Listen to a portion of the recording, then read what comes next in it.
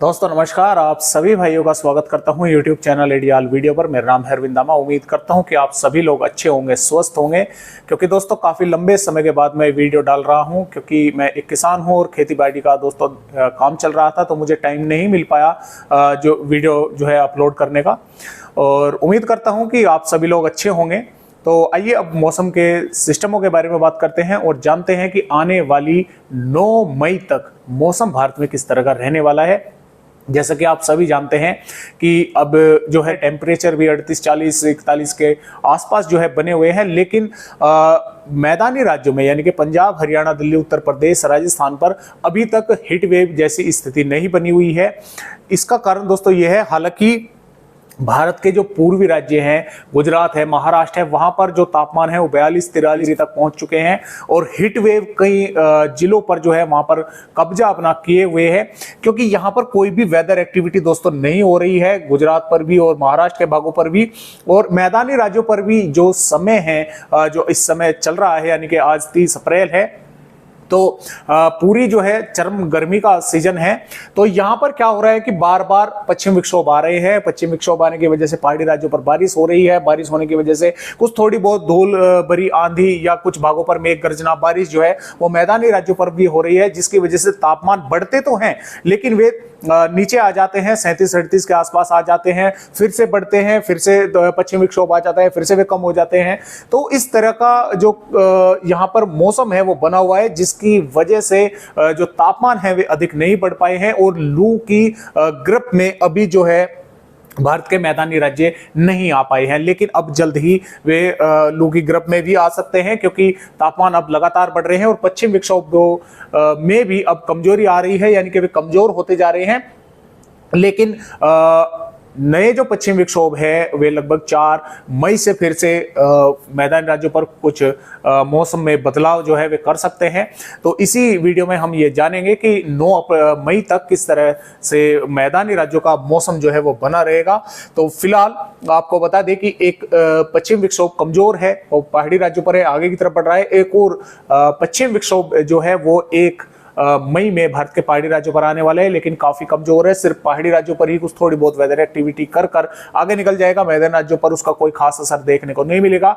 जो मैदानी राज्यों पर असर देखने को मिलेगा वो लगभग 4 मई से देखने को मिलेगा। 4, 5, 6, 7 मई के दौरान कुछ फिर से मैदानी राज्यों में धूल भरी तेज हवाएं, मेघ गर्जना जो है वो देखने को मिल सकती है। और जैसा कि आप सभी जानते हैं कि भारत के दक्षिणी राज्यों पर 1 जून के आसपास जो है मानसून दस्तक दे देता है, चाहे भले ही बंगाल की खाड़ी पर पहुंचे, लेकिन वो यहाँ पर आ जाता है। और जो संभावनाएं हैं, जो मौसम विभाग के आंकड़े हैं, वे इस बार ये बता रहे हैं कि मानसून का जो प्रदर्शन है वो भारत के राज्यों पर अच्छा रहने वाला है। तो उसके बारे में आगे आने वाली वीडियो में बात करेंगे। फिलहाल जानते हैं फिलहाल क्या क्या मौसमी सिस्टम है। जैसे कि मैंने आपको बताया कि पहाड़ी राज्यों पर एक WD है और ये आगे निकल रहा है, और कल यानी कि 1 मई में एक नया कमजोर WD पहाड़ी राज्यों को थोड़ा सा प्रभावित करेगा। एक एंटी सर्कुलेशन बंगाल की खाड़ी पर है, दूसरा एंटी सर्कुलेशन अरब सागर पर बना हुआ है, और उसकी वजह से कुछ मॉइस्चर थोड़ा बहुत अंदर की तरफ जो है थ्रो होगा, तो उसका इफेक्ट देखेंगे। तो आइए फिलहाल देखते हैं कि आने वाली 1 मई से और 9 मई तक भारत के राज्यों का किस तरह का मौसम रहने वाला है। ये जो वेदर रिपोर्ट है 1 मई की है, और इसमें जम्मू कश्मीर, हिमाचल प्रदेश, उत्तराखंड के कुछ भागों पर बादल रहेंगे। थोड़ी बहुत हल्की फुल्की वेदर एक्टिविटी कुछ भागों पर होने की संभावनाएं बनी रहेगी। और पहाड़ी राज्यों को अगर निकाल दे तो पंजाब, हरियाणा, दिल्ली, उत्तर प्रदेश, राजस्थान, मध्य प्रदेश, गुजरात, महाराष्ट्र, छत्तीसगढ़, बिहार, झारखंड, पश्चिम बंगाल, उड़ीसा और यहाँ पर कर्नाटक तक भी, उत्तरी कर्नाटक तक, तेलंगाना, आंध्र प्रदेश पर मौसम जो है वो साफ देखने को मिलेगा। हालांकि केरल और दक्षिणी कर्नाटक के कुछ भागों पर वेदर एक्टिविटी होने के आसार है, कुछ भागों पर तमिलनाडु के भी। और जैसा कि मैंने आपको बताया कि पंजाब, हरियाणा, दिल्ली, उत्तर प्रदेश, राजस्थान और मध्य प्रदेश पर अभी लू का प्रकोप नहीं जो है वो देखने को मिल रहा है, क्योंकि यहाँ पर पश्चिम विक्षोभ के कारण कुछ ना कुछ वेदर एक्टिविटी हो जाती है, जिसकी वजह से ये राज्य अभी जो हीट वेव है उस की ग्रिप में आने से बचे हुए हैं। जबकि बिहार, झारखंड, पश्चिम बंगाल, उड़ीसा, छत्तीसगढ़, पर जो है कई इलाकों पर हीट वेव की स्थिति बनी हुई है। यहाँ पर किसी प्रकार की कोई वेदर एक्टिविटी फिलहाल देखने को नहीं मिल रही है। और इसके साथ साथ गुजरात और महाराष्ट्र के भागों पर भी काफी तापमान जो है वे बढ़े हुए हैं, 40 डिग्री के आसपास पहुंचे हुए हैं, जिसकी वजह से काफी भागों पर गर्मी अच्छी खासी बनी हुई है। और दक्षिणी भागों पर भी कुछ वेदर एक्टिविटी होने की वजह से तापमान जो है थोड़े कम रहेंगे। भारत के पूर्वोत्तर राज्यों पर एक सर्कुलेशन बना हुआ है, जिसके कारण यहां पर कई भागों पर मेघ गर्जना और बारिश जो है देखने को मिल रही है। तो ये इस तरह का मौसम 1 मई में रहने वाला है। 2 मई की अगर दोस्तों यहां पर बात करें तो देखिए 2 मई में भी भारत के सभी राज्यों का लगभग मौसम साफ रहेगा, दक्षिणी और पूर्वोत्तर को अगर छोड़ दें। और 3 मई में जैसा कि आप देख पा रहे हैं भारत के ज्यादातर राज्यों का मौसम साफ रहेगा, लेकिन कुछ थोड़ी बहुत हलचल दक्षिणी छत्तीसगढ़ और उड़ीसा, आंध्र प्रदेश के भागों पर यहाँ पर होगी और भारत के पूर्वोत्तर राज्यों पर बारिश चलती रहेगी। और एक और पश्चिम विक्षोभ भारत के पहाड़ी राज्यों को प्रभावित करना शुरू कर देगा। राजस्थान के कुछ भागों पर थोड़ी बहुत तेज हवाएं चलने के आसार हैं। 4 अगर हम बात करें मई की, तो 4 मई में भी भारत के पहाड़ी राज्यों पर बारिश रहेगी। पंजाब, हरियाणा, दिल्ली, उत्तर प्रदेश और राजस्थान के कुछ भागों पर यहाँ पर तेज धूल भरी हवाएं चल सकती हैं कुछ इलाकों पर, और कुछ इलाकों पर थोड़े बहुत बादल दिख सकते हैं। और बारिश की संभावना फिलहाल कम है, लेकिन कुछ भागों पर शाम के समय या रात्रि में इस तरह की घटनाएं भी घट सकती हैं, क्योंकि जैसा कि आप सभी जानते हैं प्री मानसून सीजन है। प्री मानसून सीजन में जो भी वेदर एक्टिविटी होती है वो शाम के समय या रात्रि के समय ही देखने को हमें मिलती है। और इसके अलावा दोस्तों जो ये बादल हैं ये और अधिक बढ़ जाएंगे आने वाली 5 मई में। ये पंजाब, हरियाणा, उत्तर प्रदेश, मध्य प्रदेश, छत्तीसगढ़, बिहार के भागों पर भी, और इधर आंध्र प्रदेश के भागों पर भी के साथ साथ तेलंगाना और कर्नाटक के भागों पर भी यहाँ पर कई इलाकों पर बादल रहेंगे। और कुछ भागों पर धूल भरी तेज हवाएं, जैसा मैदानी राज्यों पर धूल भरी तेज हवाएं, मेघ गर्जन और बारिश की गतिविधियां जो है वो देखने को मिल सकती है।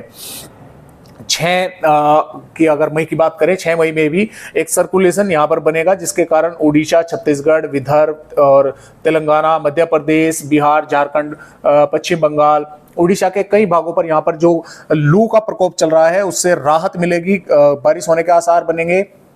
इधर पश्चिम विक्षोभ के कारण राजस्थान, हरियाणा, दिल्ली, उत्तर प्रदेश के भागों पर भी बादल रहेंगे। कुछ भागों पर धूल भरी तेज हवाएं, मेघ गर्जना, बारिश की संभावना जो है वो देखने को मिल सकती है। लेकिन जैसा कि मैं आपको बता रहा हूँ ये कई दिन आगे की वेदर रिपोर्ट है, इनमें मौसमी सिस्टमों में फेरबदलाव भी होते रहते हैं। तो आप जो है इस बात का भी थोड़ा ध्यान रखने की कोशिश करें, क्योंकि मौसमी सिस्टमों में बदलाव होते रहते हैं। 7 मई में भी उत्तर प्रदेश, बिहार, झारखंड, पश्चिम बंगाल, छत्तीसगढ़, उड़ीसा, तेलंगाना, आंध्र प्रदेश, कर्नाटक, केरल, तमिलनाडु, गुजरात, राजस्थान और मध्य प्रदेश के कई भागों पर, पहाड़ी राज्यों पर यहाँ पर वेदर एक्टिविटी कुछ ना कुछ होने की संभावना जो है वो नजर आ रही है।